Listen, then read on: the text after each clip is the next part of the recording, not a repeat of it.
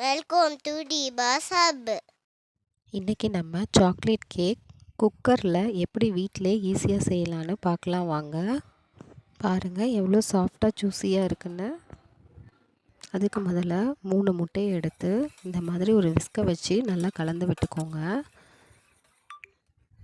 இது நல்லா கலந்ததும் இது கூட 1.5 கப் அளவுக்கு சர்க்கரை எடுத்துக்கோங்க. சர்க்கரையை பொடிச்சு சேர்த்திங்கன்னா சீக்கிரம் கரைஞ்சிரும். இந்த மாதிரி முட்டை கூட சேர்த்து நல்லா கரைச்சி விட்டுக்கோங்க. இதில் 1/2 கப் அளவுக்கு வாசனை இல்லாத எந்த எண்ணெயாக இருந்தாலும் அதை சேர்த்துக்கோங்க. 1/4 கப் அளவுக்கு தயிர், 1/2 கப் அளவுக்கு பால், இதெல்லாம் சேர்த்து நல்லா மிக்ஸ் பண்ணி விடுங்க. இது கூட 2 டீஸ்பூன் அளவுக்கு பட்டரை முன்னாடியே ஃப்ரிட்ஜிலேருந்து எடுத்து வச்சுருங்க. அப்போ தான் உங்களுக்கு அதை விஸ்கை வச்சு கலக்கும்போது சீக்கிரமாக கலந்து வரும். இது எல்லாம் நல்லா கலந்ததும் இது கூட 2லேருந்து 3 டீஸ்பூன் அளவுக்கு வெண்ணிலா எக்ஸ்ட்ராக்ட் சேர்த்துக்கோங்க. இப்போ இதில் நம்ம baking powder, baking soda, salt சேர்க்க போகிறோம். இது எல்லாத்தையுமே நீங்கள் கண்டிப்பாக ஒரு தலடையை வச்சு சலித்து சேர்த்துக்கணும். Baking powder 1 teaspoon, 3/4 teaspoon baking soda, 1/4 teaspoon அளவுக்கு உப்பு, இதெல்லாம் சேர்த்து நல்லா சலித்து சேர்த்துக்கோங்க. இப்போ இதில் 1.5 கப் அளவுக்கு மைதாவை சலித்து உள்ளே சேர்த்துக்கோங்க. நீங்கள் எந்த கப்பில் மெஷர் பண்ணுறீங்களோ அதே கப்லேயே மெஷர் பண்ணுங்கள், கரெக்டாக இருக்கும். என்கிட்ட மெஷர்மெண்ட் கப்பு இருக்கிறனால நான் அதில் ஒவ்வொன்றுக்கும் தனியாக யூஸ் பண்ணுறேன். இதில் இப்போ 1/2 கப் அளவுக்கு கொக்கோ பவுடரை சலித்து சேர்த்துக்கோங்க. மாவு சேர்க்குறதுக்கு முன்னாடி நம்ம நல்லா விஸ்கை வச்சு அடித்து சேர்த்துக்கலாம்.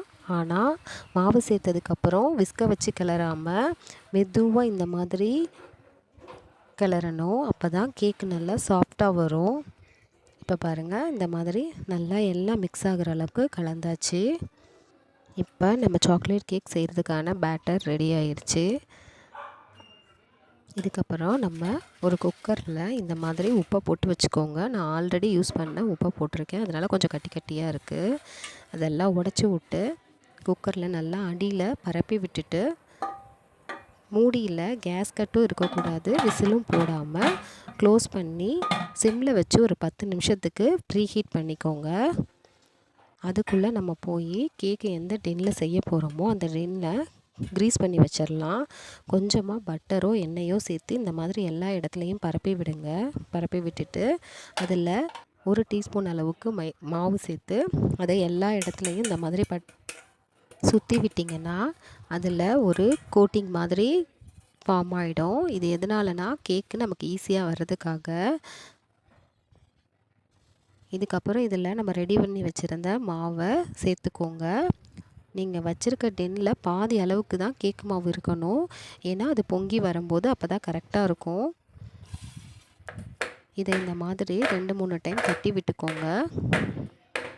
தட்டி விட்டுட்டு நம்ம ஆல்ரெடி ப்ரீ ஹீட் பண்ணி வச்சுருக்கோம்ல, அதில் இந்த மாதிரி ஒரு ஸ்டாண்டை வச்சு கேக்கு டின்னை அதுக்குள்ளே சேர்த்துருங்க.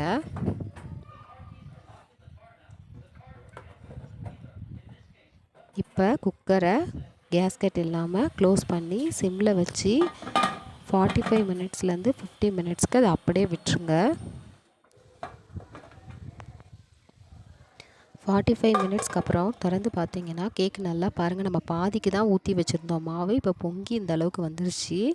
இந்த மாதிரி ஒரு டூத் பிக்கோ இல்லை ஒரு குச்சியோ வச்சு உள்ளே குத்தி பாருங்கள். நீங்கள் எடுக்கும்போது அந்த குச்சியில் எதுவுமே ஒட்டி வராமல் இருக்கணும், அப்போனா கேக்கு நல்லா வெந்துருச்சுன்னு அர்த்தம். அதுக்கப்புறம் வெளியே எடுத்து அதை நல்லா ஆற விட்டுருங்க. ஆறினதுக்கப்புறம் இந்த மாதிரி கத்தியை வச்சு ஒரு சுற்றி விட்டுட்டு கவுத்தி 2 தட்டு தட்டினீங்கன்னா கேக்கு அழகாக ஷேப்பாக விழுந்துடும். இதுக்கப்புறம் உங்களோட தேவைக்கேற்ற மாதிரி கேக்கை கட் பண்ணிக்கோங்க. பாருங்கள் எவ்வளோ ஜூஸியாக சாஃப்டாக இருக்குன்னு.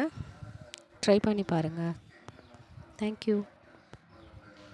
இந்த வீடியோ உங்களுக்கு பிடிச்சிருந்துச்சுன்னா லைக் பண்ணுங்கள், ஷேர் பண்ணுங்கள், சப்ஸ்கிரைப் பண்ணுங்கள்.